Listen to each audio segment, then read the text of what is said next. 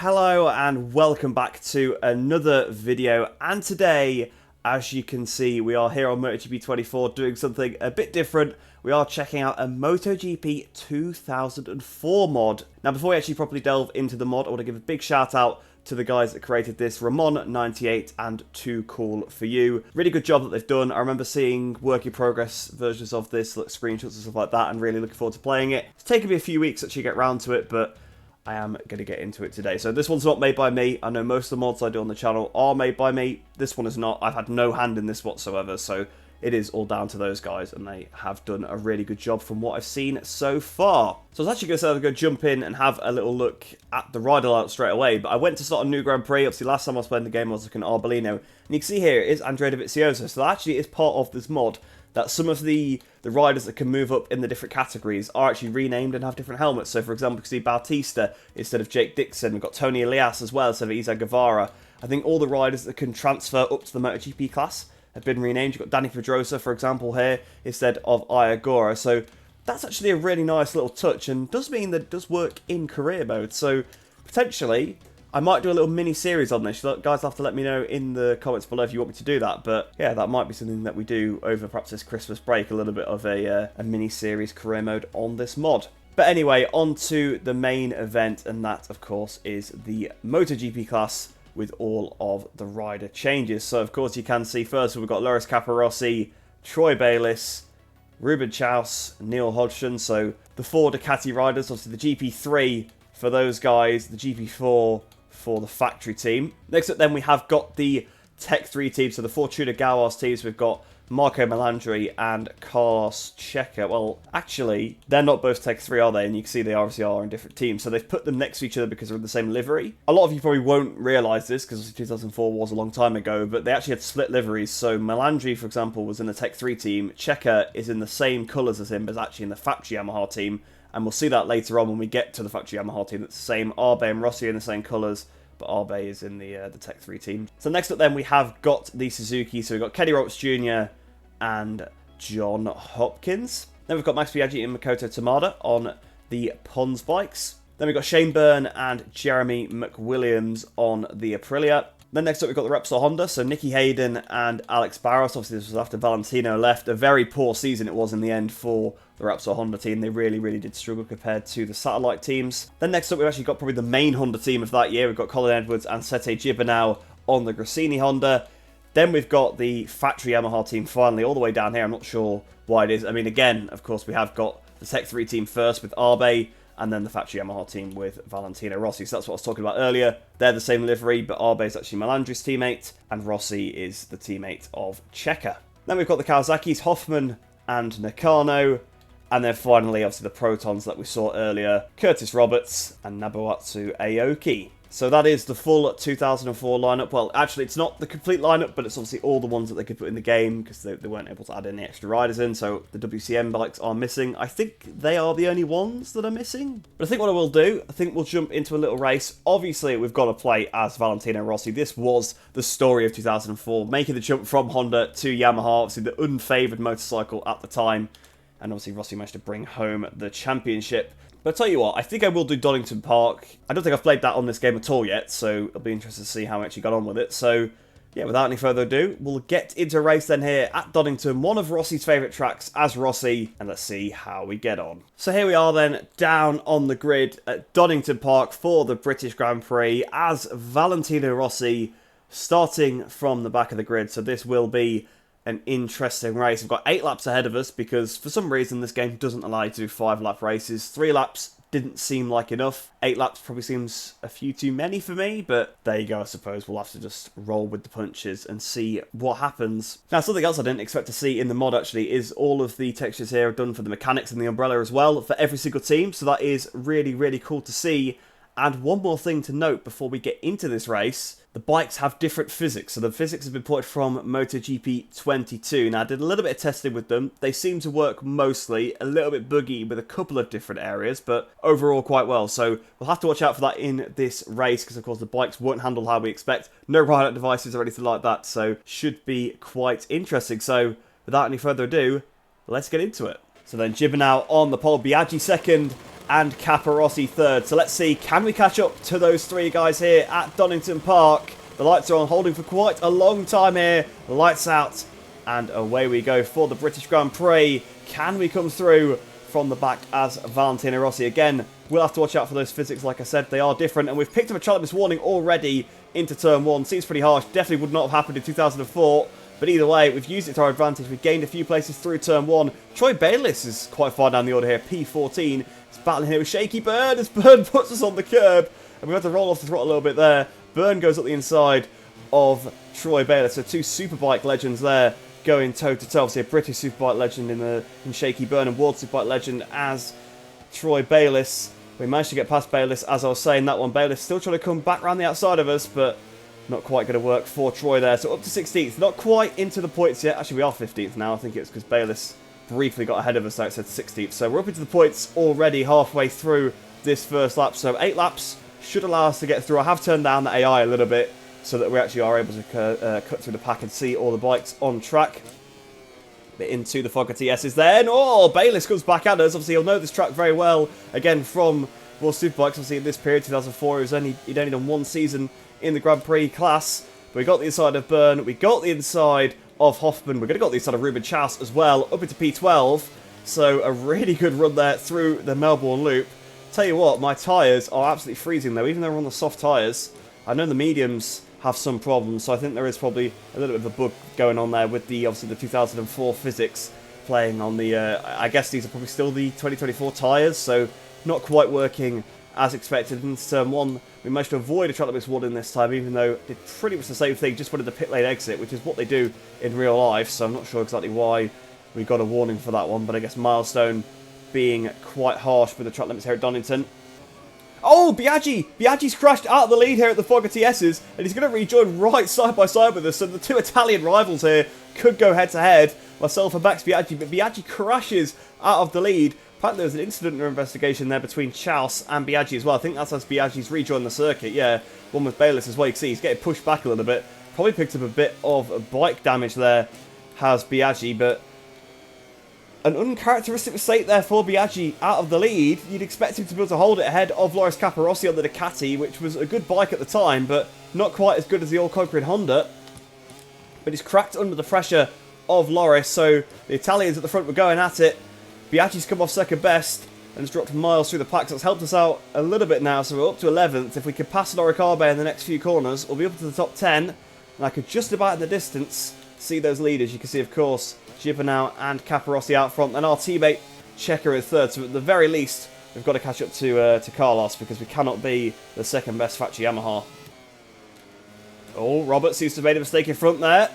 That's allowed Edwards through, and it looks like it's going to probably hold up Arbe as we go down towards the Melbourne Loop. Once again at the inside of Arbe. Are we going to get the inside of Kenny Roberts Jr.? Yes, we are. So another double pass into the hairpin, although Roberts comes back at us. So the rider that we would have fought with for the 2000 championship unfortunately lost out. Into the last corner, we're trying to go around the outside of Kenny. Not quite been able to do it. But either way, we've got past Arbe, up into the top 10. And on this Yamaha, we should easily make work of that Suzuki, because obviously back in this era, there were big disparities in the bike, although unfortunately we've been pushed wide by Kenny right into the grass. And down we go. I'm not having that at all. We got pushed out, well, I mean, I suppose I kind of ran out, but we got pushed out of the track, and I've ran onto the grass, so I suppose that is my own mistake. But we'll go back to before we actually tried to make that pass in turn 1. I've just noticed behind as well, Arbe has a number 46 on the front of his bike. Yeah, not sure what's going on there. But either way, we'll jump back into rerun mode. I think that's made Ruben Chaus behind us crash, so that's a bit unfortunate. But into turn 1 then, Kenny Roberts is just going to hang on to that spot for now. We'll run a little bit wide. It's not going to allow Arbe back through. It's not. So can we try and get the run? You can see McWilliams is out. Biaggi's now out, so Biaggi's had another crash. Penalties there for Curtis Roberts and Neil Hodgson. But once we go through the crater curves, oh, look at that. Look at that. Roberts still lays it across the front of us. So to be fair to Kenny, he's really going for it, but he has affected us here because we are losing a lot of lap time behind Kenny. Obviously, Donington very narrow and on this game not very accurate, so it makes it quite difficult to make a pass. Played this track like hundreds and hundreds of times in different games, and yeah, the milestone renditions are never particularly good, unfortunately. Even, of course, with this being a historic version, the track is 99% the same. It's only really the chicane that has changed in real life. We've got the run on Kenny down towards the chicane. I think we've got the position now. We take his nose off him. He's going to go for it though. He's on the grass at the inside, contact with Kenny Roberts. We go over the chicane a little bit there. Chatlam is warning, but Kenny just completely pushed us. I've got to pedal. I've got to drop position. I've got to drop one position, so we're going to have to let our teammate, not our teammate, the other Yamaha rider of Norikabe through. So we let Arbe through then. That puts us back down into 10th. We're going to make the pass into Goddard's at the inside of Norikabe. And there we go. We pass him up into P9 then. Colin Edwards up next. So here we go then. We are closing rapidly up to the back of Colin Edwards. And is that Capirossi at the front of this group? He was leading earlier, wasn't he, when Biaggi crashed? So, not sure what's happened. Nicky Hayden's now in the lead. Giovinazzi second. And Alex Barros up to third. So, to be fair, the Repsol guys having a really good race, which I wouldn't expect to see, because obviously they struggled a lot this season compared to the other Hondas. But here we go then, down towards the Fogarty S's once again. Are we going to be able to make a pass here? I'm not going to try anything too risky. Obviously, we saw what happened on the last lap with Kenny. They kind of just cut the corner to stay ahead. But are we going to be able to make our famous pass into the Melbourne Loop on the brakes? Up the inside we go of Colin. Are we going to pass Melandri as well? Yes, we are. So we force the Tech 3 rider out the way. Up then into P7 finally is Capirossi ahead. So not sure what happened to Loris. He must have made a mistake to lose that many positions, I would have thought. We are now properly into the thick of it in the battle. You can see we are half a second under our previous lap as well. So this is going to be a new fastest lap of the race for Valentino. Not quite, just a few hundredths, about half a tenth off of Alex Barros' fastest lap of the race. So hopefully, if we could do a little bit of a better one on this lap, we should take the fastest lap. And it does mean that we are likely catching up, because I don't think they are doing their fastest laps at this point of the race. But here we go then. Capirossi makes a mistake down the Craner curves. He comes back at us though into the old hairpin. Another mistake for him though. He's got a bit too hot there. We're going to get the run up the hill. We're going to lead it across the front of Capirossi under Starkey's Bridge. And there we go, up into P6 then. Makoto Tamada up ahead, and then you can see it is finally our teammate of Carlos Checa just ahead of him. So we'll have to see if we can catch those two. If we can have a good sector here, maybe we can think about passing Tamada into the Melbourne Loop. But I think we are just a little bit too far behind, because they are actually quite good through the S's, mainly because they cheat, but they are quite fast through there. Yeah, I think we're going to be a little bit too far behind Tamada into the Melbourne Loop. We are going to very close up to him a little bit. We actually could have thought about a pass. We actually kind of punted him out the way a little bit there. We've not quite been able to pass Makoto. We got pretty close as we go down towards, or up towards, should I probably say, Goddard's corner. We're going at the inside of Tamada now, of the Pons rider. So we've got both Pons riders behind us now, although Biaggi, of course, is out of the race effectively. And we're up into 5th then. 1.3 seconds now. The gap to race leader Nicky Hayden. You can see it is Gibbon out in second, Barros third. And we are finally behind the other factory Yamaha of Carlos Checa. Are we again going to be able to make a pass sort of up the hill from the old hairpin? Because again, it does seem like Checa's done the same thing that Capirossi did into the old hairpin. We go, Checa comes back at us again, although he makes his line much better than Capirossi. We're still side by side with Carlos though. We're going to try to lead it over the front of him, and we do indeed. We're up into 4th place now then. So the podium spot's just ahead of us. 3 Hondas in the way, and obviously this next couple of passes are going to be personal, because of course at this point Rossi left Honda. He felt like he wasn't getting the credit that he deserved. We are increasingly running out of time though, because you can see we are about to start the final lap. So down towards the Melbourne Loop once again. Up the inside we go of Alex Barros. We've made that pass stick on Barros. Can we try and get Gibernau on the run up towards Goddard? We've got him on the exit of the Melbourne Loop. So there we go, up into 2nd place. So now it's just Nicky Hayden between us and a race victory here at Donington Park. Obviously a home race for me, but of course Valentino Rossi, just a track he loves very much. And there you go, we finally got that elusive fastest lap of the race, 27.2. Back in these days, pretty good lap time, probably faster than what they were doing, to be fair. About a decent lap in World Superbikes these days. But up the inside we go of Hayden then. Hayden really did not get a good run down Hollywood, and we've taken the lead then through the crater curves. Hayden comes back at us. Can we do anything into the old hairpin? Hayden again looks to be doing the same sort of line that the other AI have been doing, but to be fair, he's held it a bit better because I was a bit more compromised. But up the hill, up through Starkey's Bridge into Schwantz. Can we try and make the pass? Hayden just closes the door, so still no move made into Schwantz, unfortunately. Hayden still hangs on. We've got about half a second back to Seti Gibber now, so we can't make too big of a mistake trying to size up Hayden here, but we don't have to worry too much about an immediate attack from Sete. But what can we do?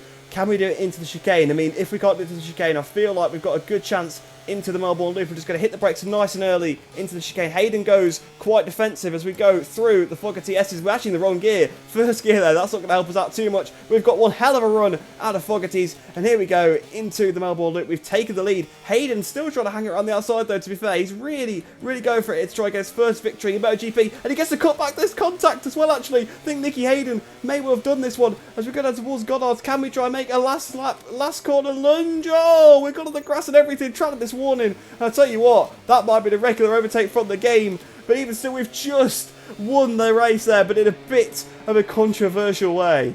To be fair, a bit of grass, a bit of contact, that was the way back in the day. So yes, maybe not the cleanest pass, and it's just, honestly, I realised I was running out of room, so I just turned tighter and obviously clipped the grass, and then I had to pick up to not crash on the grass, so I guess that's where the contact came from. But fair play, he actually defended that quite well on that last lap. I was surprised, because usually the passes were a bit easier, and I think maybe I was trying to go a bit steady, try not to make a big mistake, so yeah, that probably did play into it a little bit as well. But there you go then, a last to first at Donington Park as Valentino Rossi with the 2004 mod. Very impressed with this mod. I'd be interested to see if there are any updates to address some of the little issues. I did see a couple of little bits in that race, but overall, generally quite good. I did see something with the LOD sort of distances. I think when I looked behind, Arbe actually had the 46 on the front of the bike when he was further away, and a couple of little bits like that. But other than that, quite impressed. You can see the normal map as well here, not being for the right suit, but only little minor things. Be interested to see if there are any updates to the mod to address some of the little issues. But honestly,